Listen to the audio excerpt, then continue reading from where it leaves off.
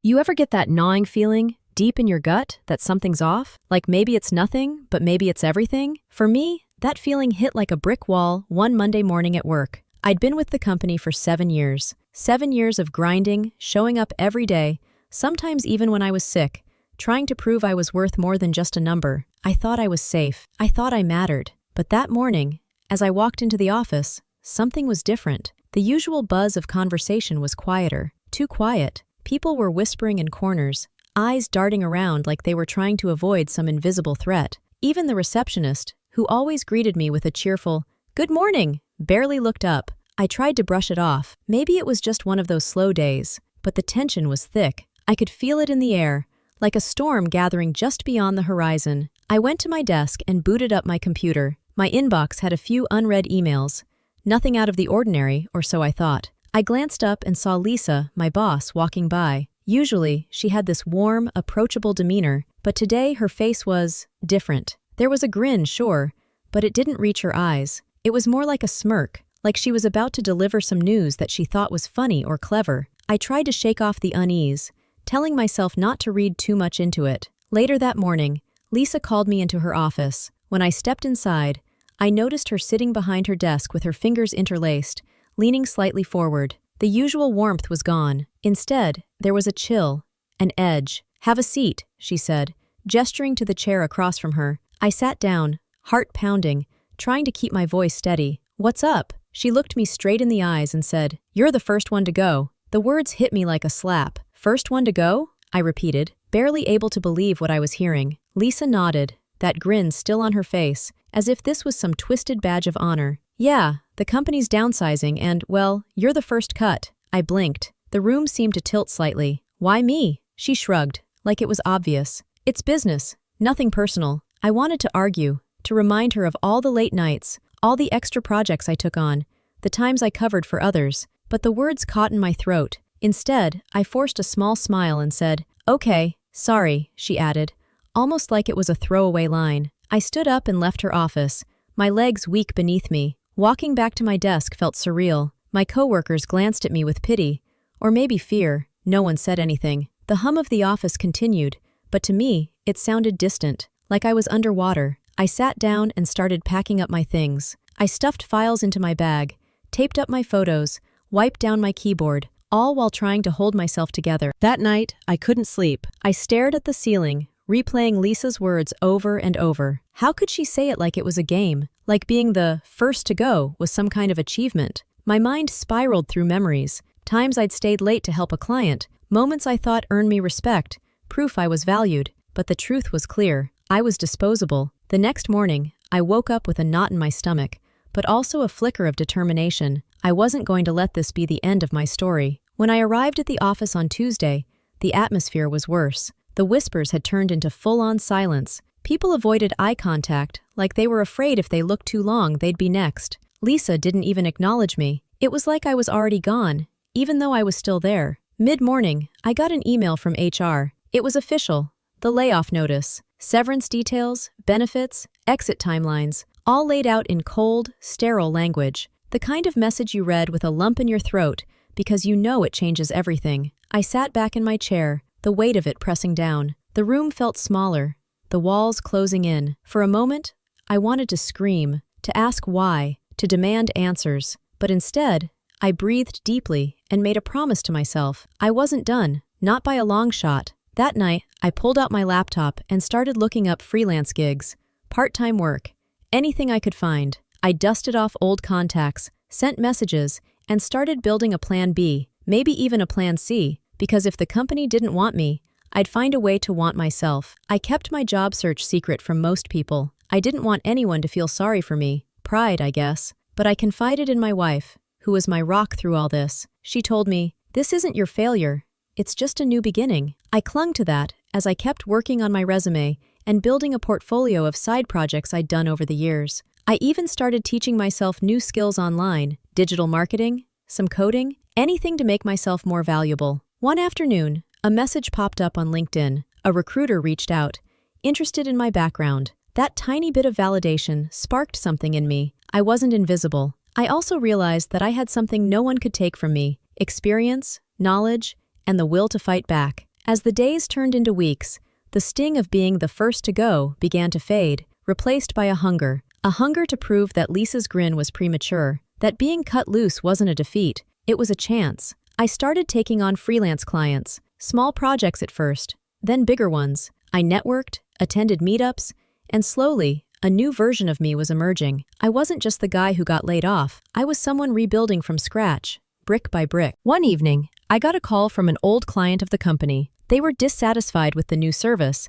and asked if I could help. That was the moment I knew I wasn't just surviving, I was thriving. Lisa's words echoed in my mind, but they didn't hurt anymore. They fueled me. What she didn't know was that her grin had lit a fire I never expected, a fire that would burn so bright I'd be the last one standing when all was said and done. After that painful Tuesday, I started to settle into this strange new reality. I was officially out. The company had moved on, and so had Lisa. But me? I was stuck in that weird limbo where I wasn't quite unemployed, but also not employed anymore. The worst part was feeling invisible. Walking into that office one last time to collect my things felt like saying goodbye to a life I thought I'd keep forever. But here's the thing, losing that job wasn't just about losing a paycheck, it was about losing a piece of my identity. For 7 years, I was that dependable guy, the one who knew the ropes, who people turned to when things got tough. Now, I was just a name on a layoff list. I still remember the last conversation I had with Lisa, a few days before I left. It was short, clipped, and cold. "I hope you land on your feet," she said, avoiding eye contact. "Thanks," I said, trying not to let the bitterness seep into my voice, but I wasn't sure if she believed it, or if she even cared. At home, my wife tried her best to keep my spirits up. "This is temporary," she told me one night as we sat quietly in the living room. "You'll find something better." I nodded, but the truth was, I didn't know if I believed her. The job market was brutal, competition fierce. I'd been out of the game for so long, I wasn't sure I still had it. Still, I started putting the pieces back together. I updated my resume, polished my LinkedIn profile, and reached out to contacts, some of whom I hadn't spoken to in years. It was humbling, I won't lie, sending those messages, hoping for a reply, biting my tongue when days went by with no response. But I refused to give up. Then, one day, I got a message from a former client, someone I'd worked with before through the company. They needed help with a project, and they thought of me. That was the spark I needed. I threw myself into that work like my life depended on it. I poured hours into every detail, making sure everything was perfect. The client was thrilled, and that project led to another and another. Slowly but surely, I started building something new, a freelance business, a reputation, and maybe most importantly, a sense of purpose. But success came with its own challenges. Working for myself was exhausting. No benefits, no guaranteed paycheck, no security. I had to hustle constantly. Every deal felt like a battle, every client a test. Meanwhile, Lisa and the company kept doing their thing. Rumors circulated that the downsizing was just the beginning, that more layoffs were coming. I heard stories from former colleagues, stories that made my stomach churn. One day, I got a call from someone I hadn't expected, Lisa herself. "Can we meet?" she asked, her voice strangely cautious. My heart skipped a beat. What could she possibly want? We arranged to meet at a coffee shop near the office. When I walked in, she was already there, sitting with her arms crossed, eyes sharp. "I've been hearing good things about you," she said, almost grudgingly. "You're making waves." I shrugged, trying to keep my cool. "I'm just doing my job." She leaned in, lowering her voice. "Look, I know things ended badly, but maybe there's a way to work together again." I stared at her, disbelief flooding me. "After everything? After the way she let me go with that smug grin? I appreciate the offer," I said carefully, "but I'm building something new now.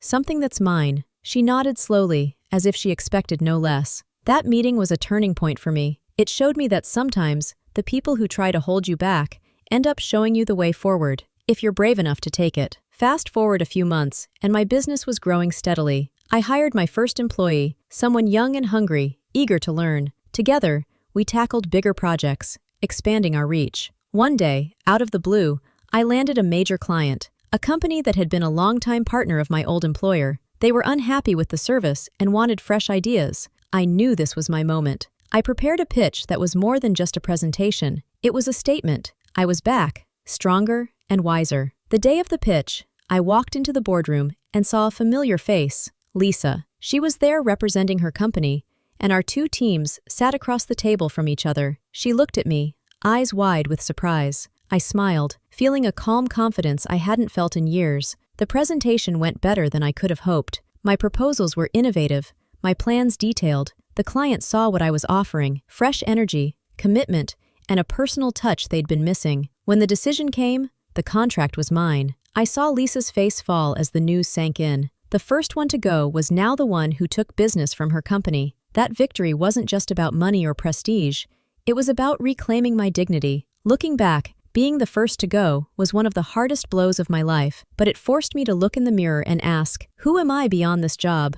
What do I really want? And you know what? I discovered I'm stronger than I thought. If you're listening to this, feeling pushed out or overlooked, remember this: your worth isn't defined by a boss, a title, or a paycheck. It's defined by your grit, your resilience, and your willingness to rise. The day I was told I was the first to go was the day I stopped being just an employee and started becoming who I was truly meant to be. The day of the big meeting, the one where I was going head-to-head with Lisa and her company, felt like the moment of truth I'd been waiting for all these months. I woke up early, nerves buzzing but under control. This wasn't just a pitch. It was my chance to prove that losing my job wasn't the end of my career, but the start of something greater. When I walked into the boardroom, all eyes were on me. The client representatives were there, ready to hear my proposal. And there, sitting across from me, was Lisa. She looked the same, confident, sharp, but there was something different in her eyes this time. Maybe uncertainty, maybe surprise, or maybe a hint of regret.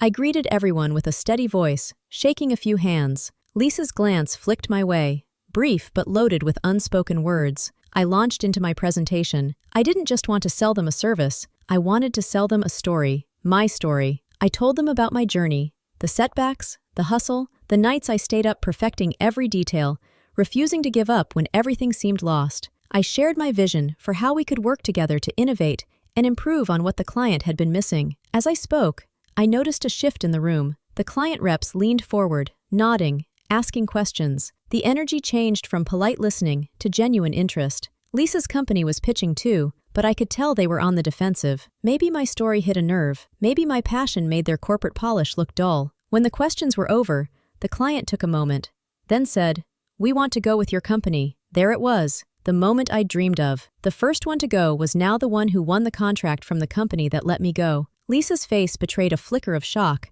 maybe even frustration. Our eyes met, and in that instant, I felt a surge of vindication. This wasn't about revenge, it was about justice, about proving my worth on my own terms. Walking out of that meeting, I felt lighter than I had in months. The weight of rejection, of uncertainty, began to lift. But this victory wasn't just about business success. It was about reclaiming my identity. The person who was first to go was now someone who had built something resilient, something lasting. In the weeks that followed, my business took off. I hired staff, expanded services, and even started consulting for companies who wanted to avoid the mistakes my old employer made. I never reached out to Lisa again, and she never reached out to me. Our chapter was closed. But what stayed with me was the lesson. Sometimes, the worst moments force us to find strength we didn't know we had. I think back to that Monday morning, when Lisa told me I was the first to go. I felt small, worthless, discarded. But now, I'm proud. Proud that I didn't let that moment define me. Proud that I used it as fuel to rebuild. If you're watching this, stuck in your own storm, I want you to know, losing your job doesn't mean losing your value. It doesn't mean the end of your story. It's just the hard, painful beginning of a new one, because the hardest goodbyes often lead to the most powerful hellos, and sometimes, the ones who knock you down don't realize they're just setting the stage for your greatest comeback.